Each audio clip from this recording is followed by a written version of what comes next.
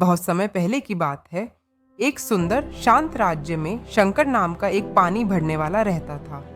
वह गरीब था, लेकिन दिल का बहुत बड़ा। हर दिन वह नदी से पानी भरता और गांव के हर घर तक पहुंचाता। वह हमेशा मुस्कुराता, हर किसी को नमस्कार करता और मीठे बोल बोलता। लोग उसके हंसमुख स्वभाव और मददगार दिल के कायल थे। उसे देखकर लगता था खुश रहना साधनों से नहीं, सोच से आता है। एक दिन शंकर की मेहनत और नेक दिली की चर्चा राजा तक जा पहुंची। राजा ने अपने मंत्री से कहा, उसे महल बुलाओ, मैं स्वयं उससे मिलना चाहता हूँ। जब शंकर दरबार में पहुंचा, राजा ने मुस्कुराकर कहा, मैंने तुम्हारे बारे में बहुत सुना है। आज से तुम मेरे लिए और मेरे मेहमानों के लिए महल में पानी लाओगे। शंकर की आंखों में चमक आ गई। वह दौड़ता हुआ घर गया, पत्नी को यह शुभ समाचार सुनाया और अपने सबसे अच्छे कपड़े पहनकर महल लौट आया। वह न केवल मेहनती था, बल्कि कहानियां सुनाने में भी माहिर।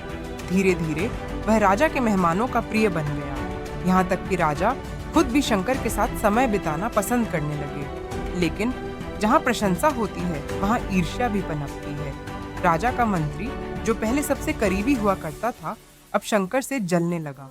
उसे बर्दाश्त नहीं हुआ कि एक आम पानी वाला राजा का प्रिय बन गया। और तभी मंत्री ने रच डाली एक चालाक साजिश। एक शाम वह शंकर के घर पहुंचा और फुसफुसाया, शंकर, राजा तुम्हारी सांसों की दुर्गंध से परेशान है। वह तुम्हें अपमानित नहीं करना चाहते, पर अब और सह नहीं पा रहे। शंकर शर्म से गड़ गया। अब मैं क्या करूं? उसने पूछा। मंत्री ने बनावटी सहानुभूति जताते हुए कहा, राजा के सामने मुंह ढक लिया करो ताकि उन्हें बुरा न लगे। भोला शंकर उसकी बातों में आ गया।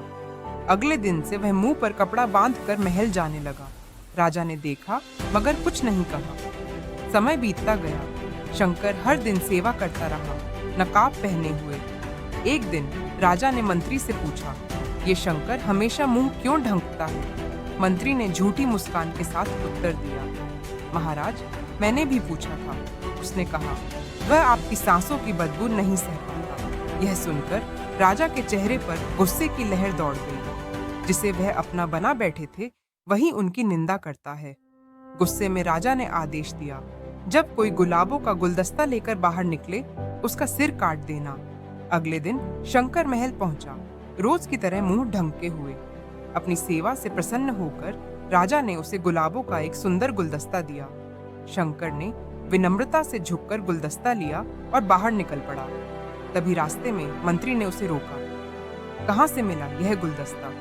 राजा ने दिया, मेरी सेवा से प्रसन्न होकर। शंकर ने मुस्कुराकर उत्तर दिया। जलन से भरे मंत्री ने गुलदस्ता झपट लिया और गर्जा, मैं ज्यादा हकदार हूँ। और वह गर्व से महल के द्वार की ओर बढ़ा, जहाँ पहरेदार पहले से तैयार था। राजा के आदेश का पालन करते हुए उसने मंत्री को गुलदस्ता लिए देखा और एक ही बार में उसका अंत कर दिया। अगली सुबह जब शंकर महल पहुंचा, राजा हैरान रह गया। शंकर, तुम जीवित हो? राजा ने पूछा।